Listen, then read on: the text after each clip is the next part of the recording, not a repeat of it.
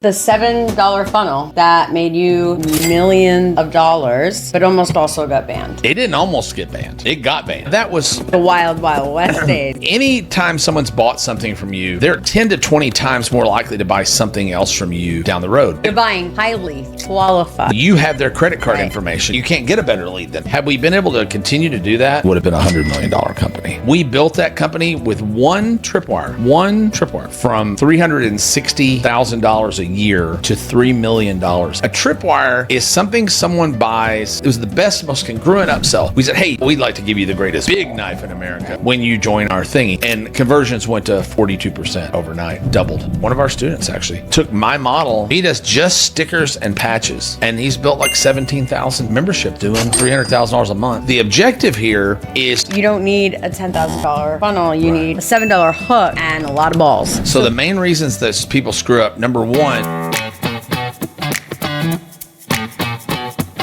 Hi, I'm Perry Belcher, and welcome back to the Trainwreck Show. Here with me, Perry Belcher, the unstoppable force of sales and marketing, and Emma Rainville, the immovable object of operations, and the answer to the eternal question: what happened to Beth Dutton after Yellowstone? Are you going to say anything or just sit there and look disgusted? No, I don't need to say anything. Yeah. All right, cool. So what's been up?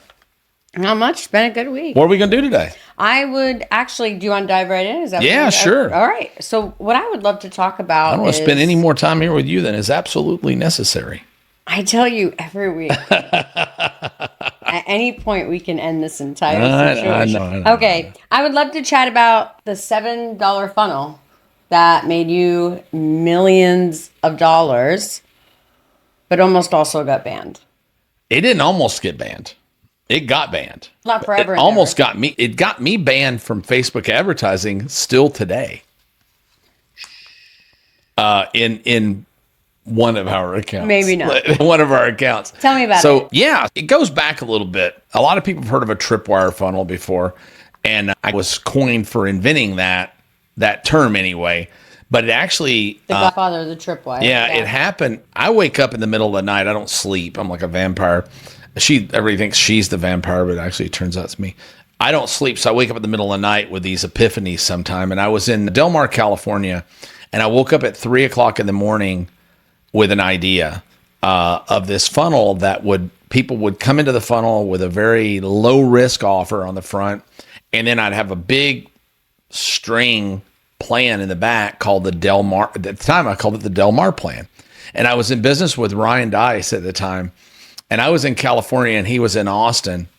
I started calling Ryan at 5 a.m. that morning. Oh, yeah. In on Austin. the other end of that. In Austin to wake him up, to tell him this brilliance that I had discovered. And in fact, it did turn out to be pretty brilliant. What we used at first, when we bought a company that we eventually rebranded to Survival Life, it was the biggest company in the survival preparedness market when that market was really hot.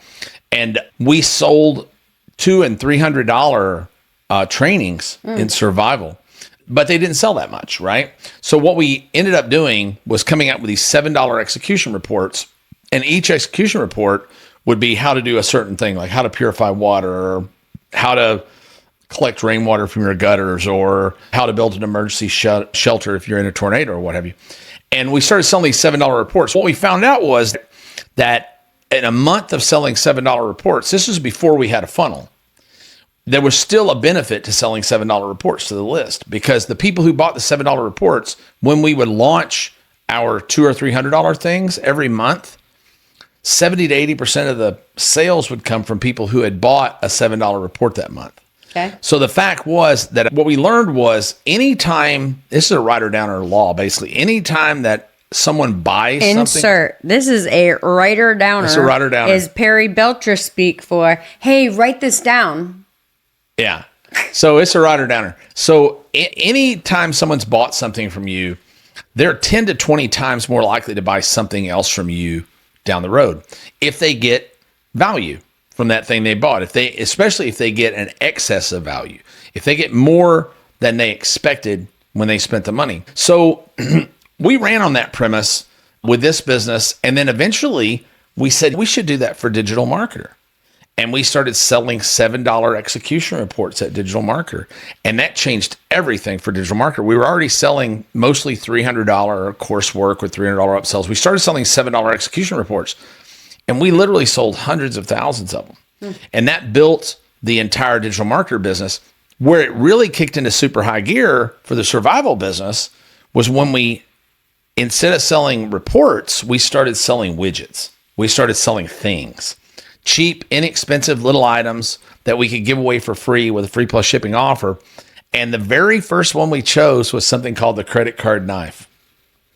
And it was a little folding, I'm sure they'll put one on the screen probably. It's a little folding knife that fit in your wallet like a credit card.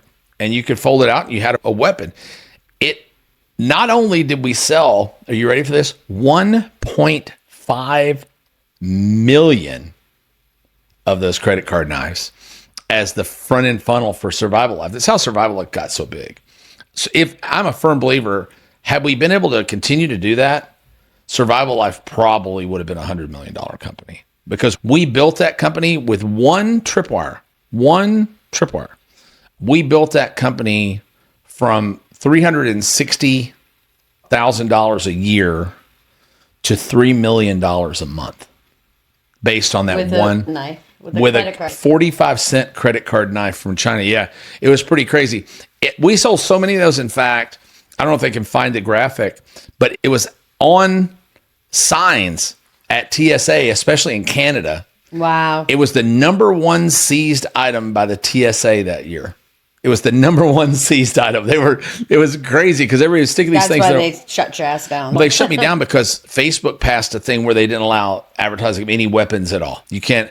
I don't know if they've reversed that policy or not. I would have called it a utility. They reversed a lot. I would have called yeah, it but a you couldn't. We tried everything. Believe me, we did it all. But yeah, so the general idea was at that point we had one-click upsell, so we didn't have to just say these people bought this month. Now let's offer them something else.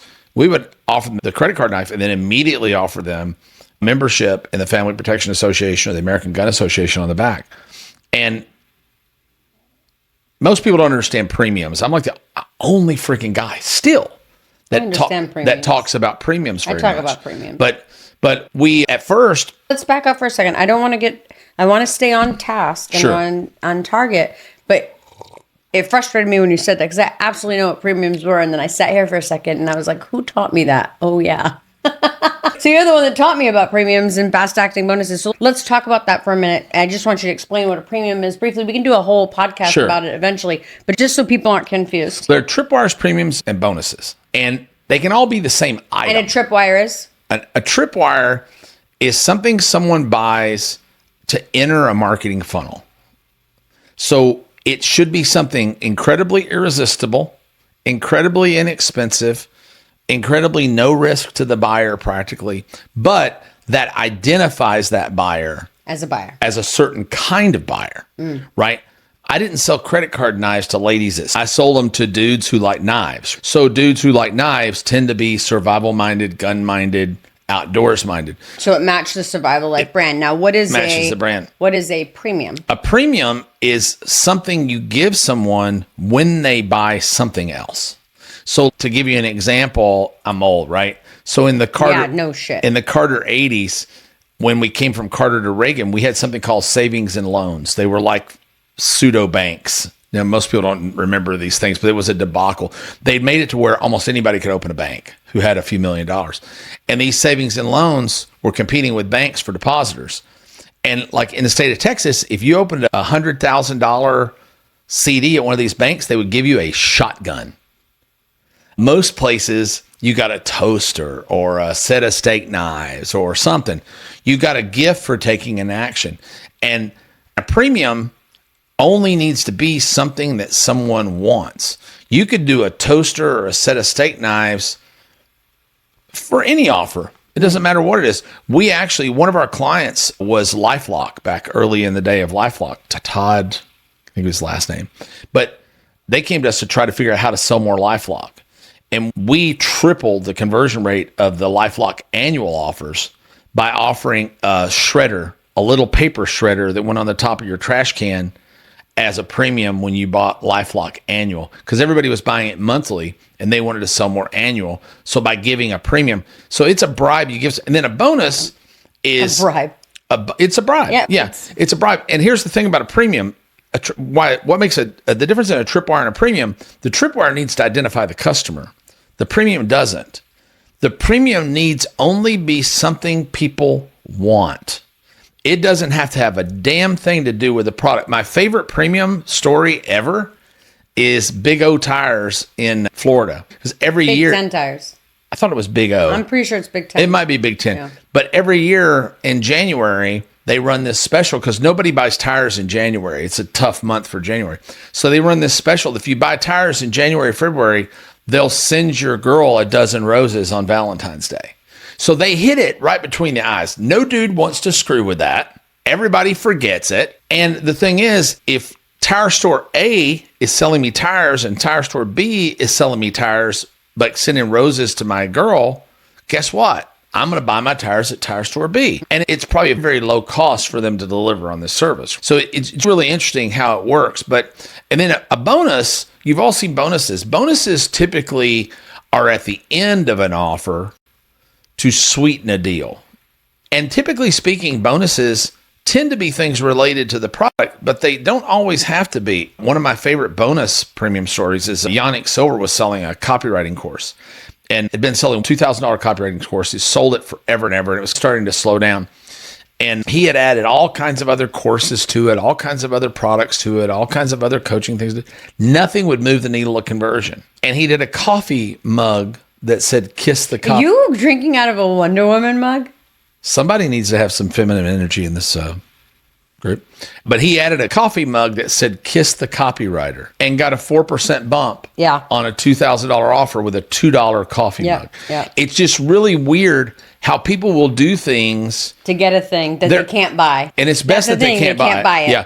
And you got to be, these people, for a bonus, it's different. On a bonus, you're putting it down to the bottom when you make your offer, because you're looking to just push those people over the edge that they were right there, and they just needed one more little reason to buy. When you're using a premium, it's usually at the very top of the offer. It's subscribed to, join the NRA today and get this pocket knife free. The NRA has been using a pocket knife, or the ARP uses a fanny pouch thing, a fanny pack. All these different, the largest associations in the world, other than Costco. Costco is now the largest association in America. But the NRA and the ARP, if you go to join either one, they both have premiums when you join the membership. So we didn't have a premium on the membership, but we were getting about 20% of the people that brought the front end to go ahead and buy a membership for $17 a month, which was amazing, right? Because we were breaking even on the front. Now we get them to do the thing on the back. When we added a premium to the back of a big $119 hunting knife that we paid about $9 for. We imported, direct imported, really good knife. But we gave them this, now that you got the greatest, it was the best, most congruent upsell. We said, "Hey, congratulations, you just got the greatest little knife in America. Now we'd like to give you the greatest big knife in America when you join our thingy." And conversions went to 42% overnight on the front, doubled. So we just crushed it, and we built 70,000 members into that group at $17 a month in a matter of less than 6 months. So if you had to build it again today? Yeah, if I had to build, I'd do it exactly the same way. The only challenge is finding things that people want enough that are allowable by the advertising platforms to advertise. Now that was that. The wild, wild west days. Yeah, it was Wild West, but we did this amazing kabuki makeup brush for our American Beauty Association. What? A kabuki makeup brush. It's a kabuki makeup brush. Yeah, we took the very best makeup brush on Amazon. Okay. Found out where they bought them. Okay. It was a $16 brush. We bought them for $1 from the factory in China, right. And we gave them away free when people joined the American Beauty Association. We sold them as a Tripwire, get this free plus shipping from the ABA, and then we had a set of makeup brushes, a big set of makeup brushes you got when you joined the association. Same, worked exactly the same way. The best premium on your membership offer or your secondary offer, it doesn't have to be membership, it can be almost anything, but your best premium is a bigger, better version of whatever your tripwire was. So if you stay consistent, because what do you know? You don't know very much about this person. You know, this person signed up to get a free knife. What do you know about them? They like knives. That's all you know. So if you say, hey, next up, you can get a ball cap, maybe they hate ball caps. You don't know, but you know they like knives. You can say, hey, here's a makeup brush. Now go get this pack of lipstick. You don't know if they like lipstick or not. Well, they like makeup brushes. So when you're building the perfect funnel in the Tripwire model, you're typically 3 steps, right? You're doing a Tripwire, a premium for some sort of membership or secondary thing like a course or whatever. And then third step, you do something called a Hail Mary, where you do a $200 or $300 offer that very few people are going to take.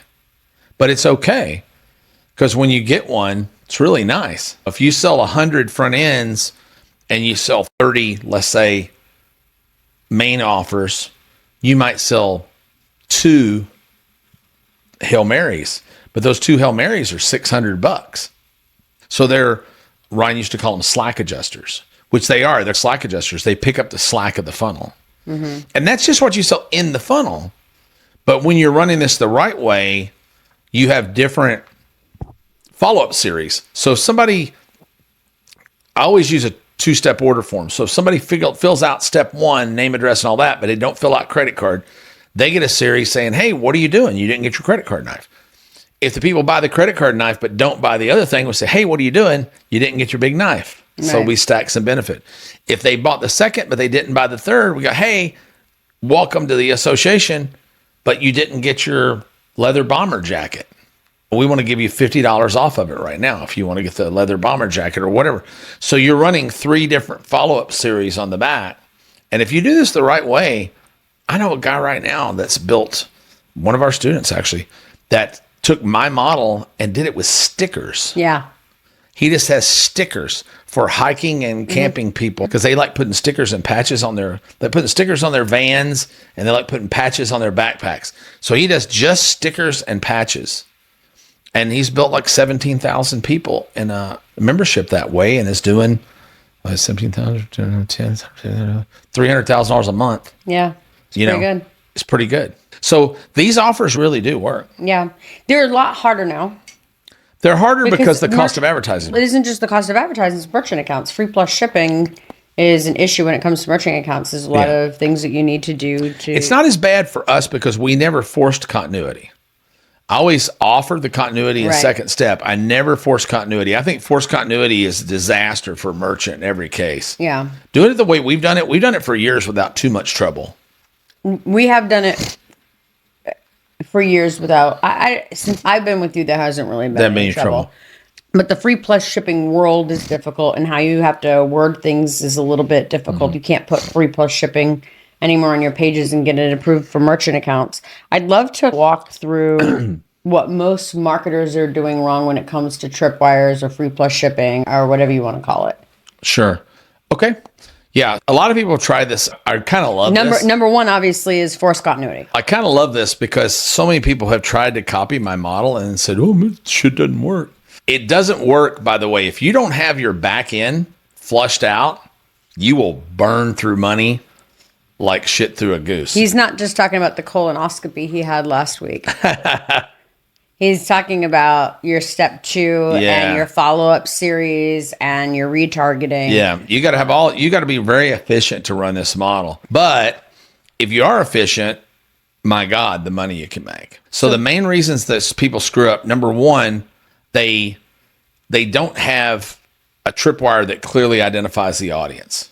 If I sell, like for instance, if I have a tripwire that is I want horse people, let's say, and I have a tripwire that's an iPhone case that has horses on it, then that's good. But if I have a clear iPhone case that protects your iPhone and I give you that, guess what? All I know about you is you got an iPhone. And unless I'm selling other iPhone accessories, I'm screwed. If I sell you the horse pictured, if I sell you a French Bulldog iPhone cover, now I know you're such a lover of French Bulldogs that you put it on your freaking iPhone cover. Right. So now I got you. If I want to build a list of, that's number one. Number two, they charge too much for shipping and handling. They charge what appears to be $14.99. Oh, it's so stupid. And the problem with that is people know that shipping is not that much, although shipping has really went up. It's ridiculous. They know it's not that much. And the other thing is they would actually make more money if they charged less, because the objective here is to sell as many front-end units as you can, because every time you sell a front-end unit, you have an upselling opportunity. So you're basically buying leads. Yeah. You're buying highly qualified. They're buyer, and you have their credit card information. That's the most. You can't get a better lead than that. You cannot. All they got to do is hit one button to buy whatever. Highly qualified leads, and they only got to hit one button to buy whatever you're selling them next. So you get the Amazon effect of one-click buying. So when you're doing that, it's super, super easy to get a 30 or 40% take rate on a step 2. But the CLTV on that. Yeah. Over 6 months or 12 months is great if you have the follow-up products to sell them. If you've got a front end, ideally, I like to sell my front ends for $4.95 shipping and handling. A lot of times they'll come in at $6.95 because it sends your metrics too far backwards at $4.95. But $4.95 is the best. I can give you some weird metrics, right? If you've got something desirable by your audience, if you're at $8.95 shipping and handling, you're going to convert at about 8%. That's about right. Traffic. That's about right. If you're a $6.95 shipping and handling, you're going to convert at about 10%. These are the baselines we're looking to hit. If we're doing way worse than this is what we want our control. If we're doing way worse than this, the product's wrong, or there's technical something wrong, or the and ad's at $4.95, what are we? 13 to 18%. Yeah. So you can really get a huge percentage of people to do that. And what's beautiful about this model too, they're filling out step 1 first and then step 2. If you've got 60% of your people falling off before they pay, you're still getting all those people on your email list. They're signing up for your newsletter or email list. And you always make, by the way, this is a little pro tip, always make your newsletter a bonus that comes with your Tripwire. You follow? Yep. So they're signing up for the newsletter to get the Tripwire. Does that make sense? It does. Yeah. Not the newsletter is the newsletter a bonus to the Tripwire? No, you actually want the Tripwire to be a bonus to the newsletter. Understood. Does that make sense? Yes. Because now you're getting a newsletter subscriber. So if they decide not to fill out this thing and give you credit card information, they're still a subscriber, and you can hit them on a hot list. You follow? That's good. Yeah, that's good. And then secondly, we interrupt this pod to bring you this really special announcement. You need to go right now. Well, maybe do they want to go right now? Want to stop? No, at the end. We don't want to have them stop. Go to trainwreckshow.com. There's lots of bots there, GPT bots that do things for you, that do a lot of your work. So you don't have to work so much. You can drink more beer. The episode archives are over there. There's all of our resources, worksheets, workbooks. Everything that we've done that we give away is over there. Go get it right now. There's a lot of resources there. Way more resources than you get when you buy a lot of communities, I think. And don't forget to like and subscribe so that you can catch every episode as soon as it hits. We'll send you a notification. It doesn't mean you're liking Emma, by the way, because I know that slows us down on our likes. You can just click and say, I like Perry. You don't have to like Emma. It works the same way. You know, people charge too much or not enough for the middle range. Those things that typically work the best are $20 to $40 a month continuity programs. I like $20. I really sub $10 because there aren't hardly any merchant chargebacks at that case. In some cases, they can't charge back on $10, and they stay around until the credit card expires. Men do. Women do not. Women are much more persnickety about the value they get from their monthly membership. But men will stay around a long time. In fact, in the survival... I think that it depends, honestly. Women who are signed up for things like fitness will stay on a lot longer than they will for things like the Ipsy beauty bags. Yeah. Every month when you get those Ipsies, that's a referendum on whether you're going to cancel or not. It's a phenomenal model, but they'll stay on the fitness longer. Do you want to know why I think they do? Yeah. Most of them aren't utilizing the workouts, but they're going to next month. Yeah, right. It's just like why you keep your gym membership. The makeup that comes in, I don't use this crap and I'm throwing it out. Yeah. It's just a different dynamic. Those monthly box programs are really hard. If you don't have your couponing to cover your postage and stuff set up and all that, you're not going to make any money. Because that every month when you get that box, when you get that package, that is a referendum on whether or not you're going to cancel. Yeah. It really is. The one thing I would suggest everybody do if they have a group in stage 2 is add a printed newsletter to it. A print newsletter will really increase your stick. But So it just comes in the box. in a lot of cases, it's just the newsletter. It's just the newsletter instead of a box. Yeah. So you're I don't know that I could be wrong, but if you have something that's info that's online already, I don't know that I want to send them a reminder that I'm charging them every month. it's a question mark. We've done it both ways. It does come out a lot better. I learned from Agora, working with Agora, they send paper newsletters to everybody. And we went from paper to digital, and it didn't affect the conversion rates at all, but it affected the stick greatly. When we did all print newsletters, our stick was around 7 months. When we did digital newsletters, around 4. So it makes a really big difference. And when you're spending the money to sell the Tripwire, and let's say you're not breaking even on the front, right? Maybe you're breaking even the first month, right? So when there's a rebuild, you get in a break even territory. Every month you can keep that person in that continuity really affects your bottom line a great deal. And you can send a print newsletter for about $1.50 a month. Okay. Yeah. And then try to have a third base. Try to have some third base where they can buy Lifetime, or they can buy a big collection thing, or they can buy a commemorative leather jacket or something for $200-300.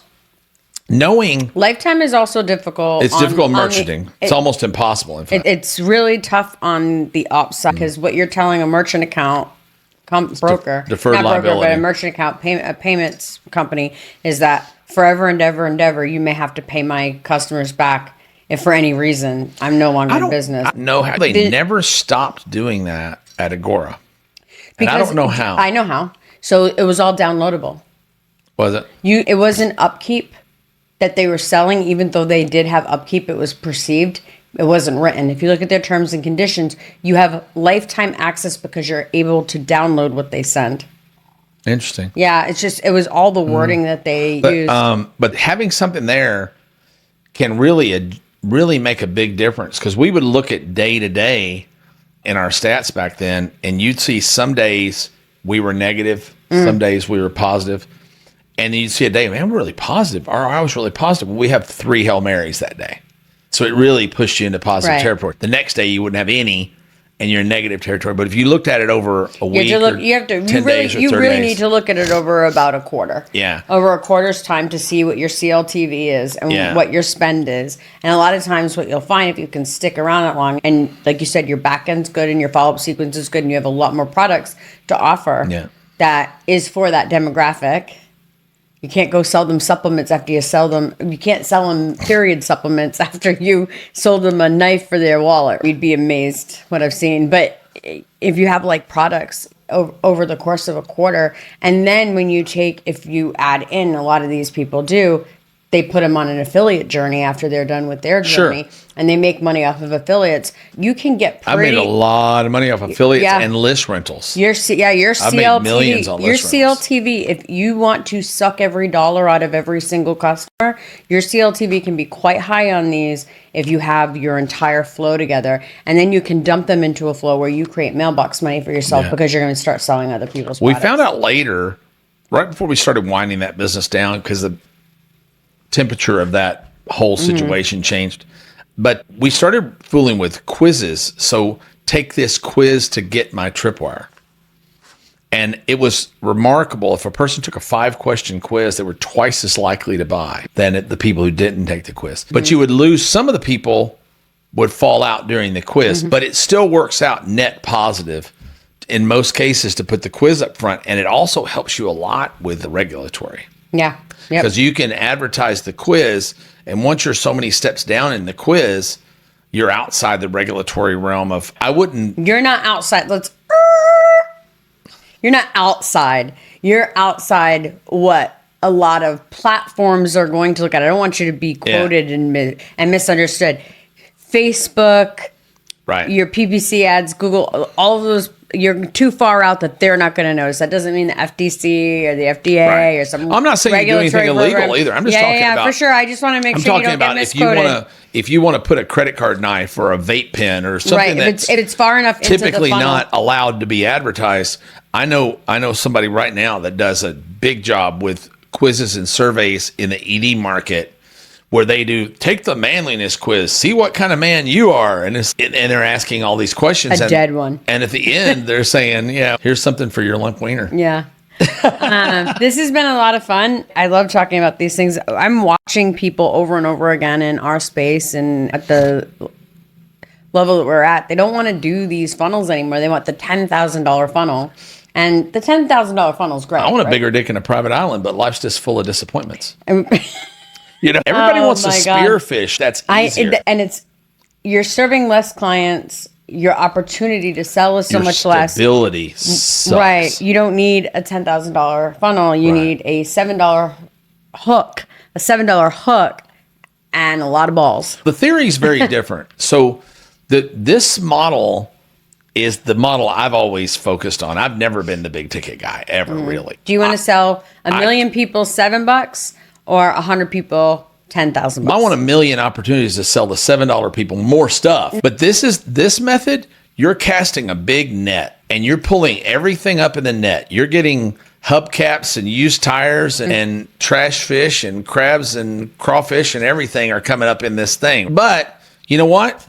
You're throwing the hubcaps over the side and selling to the scrap metal guy. Right. And you're taking out the crawfish and selling to the crawfish guy down the street, or you're doing whatever the case may be. You're paying for the fuel in the boat, right?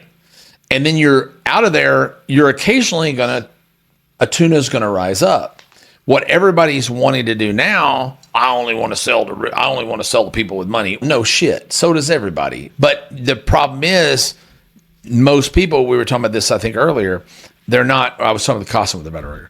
Most people aren't walking around with a t-shirt on that says, "Hey, I'm rich and I want to buy your widget." It's very hard to identify these people. And people are like, true rich people, fake rich people that that want to be rich. Both ways. Those are really easy. They're really easy to spot. Both ways. They're dripping in Gucci. So the rich people, when they will all survey them, the rich people going through, I always say that I'm dirt poor. Going, how many employees you have? Oh, it's just me. One to five. Always pick. Because if you don't, I'm going to get the enterprise sales guy, right, who's going to try to stick it up my ass real hard. And the thing is, the rich people, the poor people trying to get somebody to pay attention to them will lie the other direction. Say they're doing a bojillion dollars, and they're clearly not. Right. I prefer the netting effect. And what I'll say about it that is the most important part that I think everybody breezes past is stability. When Ryan and I had our business selling $2,000 things, and Frank Kern was selling $2,000 things, and Jeff Walker was selling $2,000, we're all selling $2,000 things. We all had a big list of prospects and a list of 3,000 or 4,000 buyers ever. Yeah. When we went to $7 reports and to $297 mastery class, stuff like that, it wasn't very long until Ryan and I had 100,000 buyers in our list. Wow. And guess what? Everything got really stable. You have this level of stability. We were selling cheap stuff to these people, medium stuff to these people, big stuff to these people, and constantly people were ascending up the value ladder. And that was the biggest thing to me. It just provided stability. And that's the reason when I know sometimes I'll even drive you crazy. I'll say, I don't care if I make money. I don't care if I make money with this or not. I just want to sell a bunch of it. Because I know that if I get enough people into the tent, I'm going to find those price tuna in there that are worth, some of our clients are worth $250,000 a year to us, right? But you're going out and trying to find that person, shake him and see if money falls out of his pockets or not, is very hard to do. So if you can do it by casting this really wide net, sorting and sifting, you just got to learn how to use all the byproducts. You got to use all the parts of the animal. Does that make sense? Yeah. Yeah. That's really interesting. I think you brought the gnats from your house with you. I did not. You've got bugs in your home. It's nasty in here. How do you live here? I do not have bugs in my home. Anybody who knows me knows that the house would be you're the only pest that lives inside. Stupid. Okay, so tell me, what GPT are you going to build for us today and make available? I'll build you guys a Tripwire GPT that'll give you ideas of things that you could give your. I'm a firm believer. I don't know what's going to happen with all the China tariffs. I think it's all going to be okay. But Everything's going to be okay because everything always is. yeah, but we do a lot of direct ship from Alibaba and Temu and stuff like that now. We'll just find an item on Temu and say, hey, you want to get this thing free? And just buy it from Temu and have it shipped straight to their house. You're not trying to make money on that. Get that out of your head. The idea here is not to make money. It's to try to get as close to break even as you can on the very first transaction, which you probably won't. You probably won't get to break even, but you're going to have a second bite at that apple 5 seconds later, right? So you got to be thinking more about that second step. But let me tell you what's interesting. The second step is so easy to sell once a person's bought the first.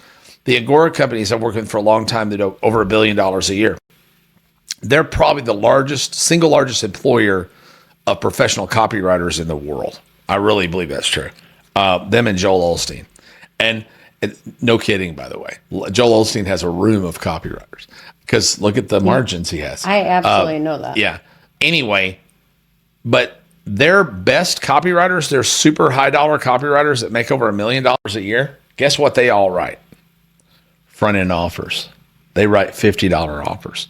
They let the junior copywriters write the $5,000 back end offers because it's a lot easier to sell a $5,000 back end to somebody who just bought something else than it is to sell a $50 thing to somebody who's not bought anything from you before. Yep. It really is. And if you think about a relationship, right? It's really hard to get the girl to sleep with you the first time, right? But after a period of time, depends on how much you can have her swinging from the ceiling fan. She'll do all kinds of weird crap she wouldn't have normally done after if you've done your job right. You know what I mean? So the GPT you're going to build Bill's is a Tripwire. Yeah, it'll Tripwire, and it'll structure them out. I think we've got another GPT that I owe you right now. We're adding called the 4 boxes GPT, and I build all my offers with 4 boxes. It's a different story, but we talked about that in another episode. We talked that on the very first episode. Yeah, go back and watch that first episode if you can stand your way through it.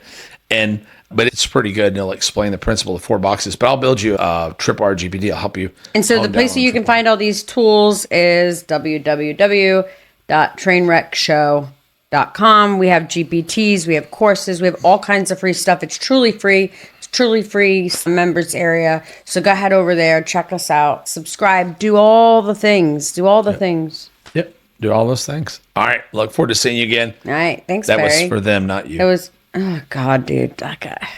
Anyway, all right. Are you good? Sometimes I wish that I could hear you scream in the bathroom and I would just know that you accidentally zipped your pants on your limp little Wiener. scrotum. Jackass. All right. Thanks. Thanks for being on the Trainwreck Show. There you have it. Bye.